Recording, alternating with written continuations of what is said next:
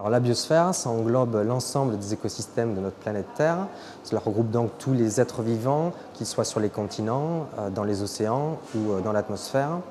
Moi, je vous parlerai plus particulièrement des écosystèmes et de la biosphère terrestre, continentale, et aussi beaucoup de la végétation, pour plusieurs raisons. D'une part, parce que la végétation est à la base de toutes les chaînes de vie. Les herbivores se nourrissent de la végétation, les carnivores se nourrissent des herbivores.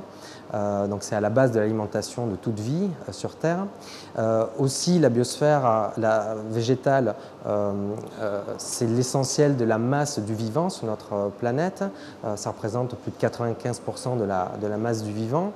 Et la végétation aussi a un rôle très important d'interaction avec le climat. Et c'est pour cette raison que je développerai un petit peu plus la partie fonctionnement de la végétation.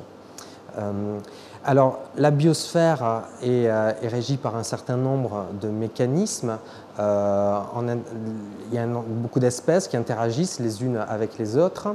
Elles interagissent aussi avec leur milieu. Par exemple, la végétation absorbe de l'eau dans le sol et la fait monter dans ses organes jusqu'au niveau des feuilles, et elle restitue cette eau dans l'atmosphère, ce qui permet de refroidir le climat. Il faut savoir que 70% de l'énergie qui est consommée du soleil sert à évaporer ou à transpirer de l'eau, et donc c'est un élément primordial de régulation du climat, auquel la végétation participe fortement. Le climat va avoir un effet sur le fonctionnement des écosystèmes. Tout d'abord, ça va réguler les cycles de vie des différentes espèces, qu'elles soient végétales ou animales. Ça va déterminer à quel moment les plantes poussent ou pas, à quel moment les insectes ou les oiseaux pondent leurs œufs. Les principaux facteurs du climat qui influencent le vivant, en particulier les végétaux, ce sont la température évidemment, température de l'air mais du sol, l'humidité de l'air, la pluie et aussi la lumière. Parfois, la combinaison de différents facteurs du climat peuvent engendrer des conditions particulières comme la sécheresse, qui va avoir un effet sur le fonctionnement des plantes. Les plantes vont avoir soif tout simplement, donc elles vont moins se développer. Si cette sécheresse perdure, elle peut même entraîner la disparition de certains écosystèmes, comme ce qu'on a pu voir au Sahel il y a quelques décennies. Plus près de nous, au niveau des forêts pyrénéennes, on a vu, par exemple en 2005, après des saisons répétées de sécheresse, le dépérissement de certains arbres dans les forêts pyrénéennes. Et bien évidemment, au niveau de la production agricole, les conditions climatiques comme la sécheresse vont entraîner des baisses de rendement, ce qui va avoir des conséquences sur la production alimentaire. Et on a pu voir des crises importantes de production alimentaire liées à la sécheresse, comme en 2011. Plus particulièrement, si on prend en compte l'effet de la température, elle va avoir un effet au niveau de la respiration de tous les organismes qui ne contrôlent pas leur température, ce qui représente une grande proportion des organismes du vivant, toutes les plantes, une bonne partie des animaux. S'il fait plus chaud, ces organismes vont plus respirer, c'est-à-dire qu'ils vont dégager plus de gaz carbonique qui va se retrouver dans l'atmosphère et contribuer au réchauffement climatique. Mais ça peut avoir parfois une influence aussi positive sur la photosynthèse, parce que les plantes ont un optimum de photosynthèse à une certaine température. Donc si on reste proche de ces valeurs-là, ou si on se rapproche de l'optimum de température pour la photosynthèse, ça peut avoir un effet bénéfique. Un dernier point que je peux citer, c'est évidemment par rapport aux modifications du régime des pluies. S'il pleut plus ou moins dans certaines régions du globe, cela peut avoir des effets bénéfiques ou néfastes au fonctionnement des écosystèmes. Je vais prendre quelques exemples pour illustrer ça. S'il pleut moins, cela peut entraîner des sécheresses, comme j'en ai parlé précédemment, et avoir des effets négatifs sur le fonctionnement de la végétation et de l'ensemble des écosystèmes.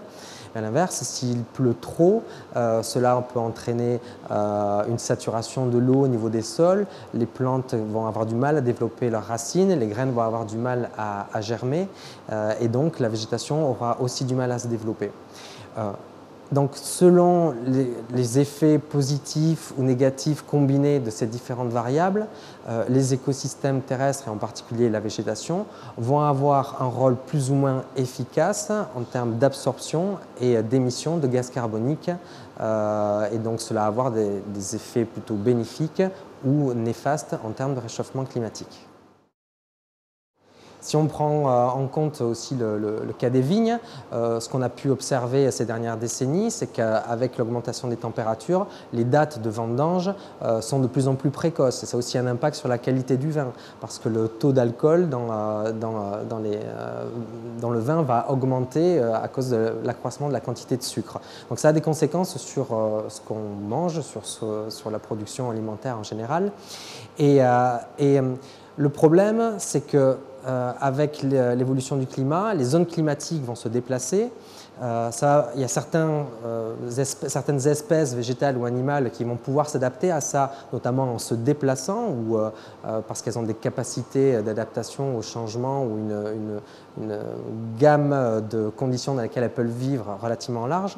Mais pour d'autres espèces, ça va être beaucoup plus problématique, et je pense en particulier au cas des forêts, qui ont un cycle de vie qui est très lent, sur plusieurs décennies, et qui vont devoir, donc, sans pouvoir se déplacer, elles vont devoir subir tous les changements, que ce soit de température, de précipitation, en lien avec les changements globaux.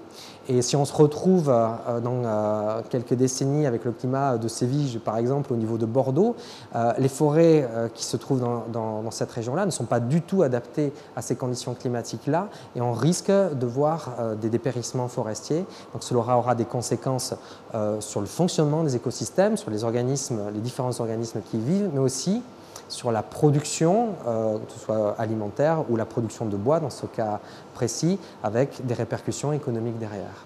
Il y a aussi très souvent, on évoque l'impact que ça peut avoir sur la notion de terroir. Si on produit du roquefort à Roquefort, justement, c'est parce qu'il y a un climat particulier dans cette région-là. Et si le climat évolue, on ne pourra plus peut-être faire le même genre de production, et donc ça pose la question des labels. Donc ça va avoir des conséquences sur tout un tas de domaines de notre vie au quotidien.